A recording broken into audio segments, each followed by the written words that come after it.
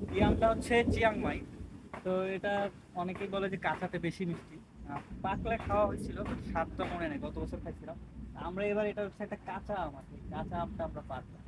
কাঁচা আম খেয়ে দেখবো কেমন লাগে, খুব সুন্দর একটা ওয়েদার। তো আজকে আমরা এই কাঁচা আমটা খেয়ে দেখবো এটা কেমন লাগে। তো এই আমটা খাবো। আর যথেষ্ট সুন্দর একটা ওয়েদার, বৃষ্টি হবে। আশেপাশে সব জায়গায় বৃষ্টি হয়েছে, ঢাকার আশেপাশে সব জায়গায় হয়েছে, এখন মুন্সিগঞ্জে হওয়া বাকি আছে। তো আজকে আম আম খাবো। এই আমটা মোটামুটি সবার চেনার কথা, এটা হচ্ছে ব্যানানা ম্যাঙ্গো। আমরা এটা ছিড়বো না, এগুলো পাকুক, এগুলো আমরা পাকলেই খাবো। তো এই আমটা অনেক মজা ইয়াতে। দুঃখের বিষয় হচ্ছে এই আমগুলো আপনাদের কাছে বিক্রির জন্য না, এগুলো খাওয়ার জন্য। অল্প কিছু আম আছে, সুন্দর। বৃষ্টি শুরু হয়ে গেছে। তো বৃষ্টির মধ্যে ভিজতে ভিজতে আজকে আম মাখা খাবো। টেস্ট করার পালা। বৃষ্টি শুরু হয়েছে, বৃষ্টিতে ভিজতে ভিজতে আম খাওয়া, এটা মাখা না।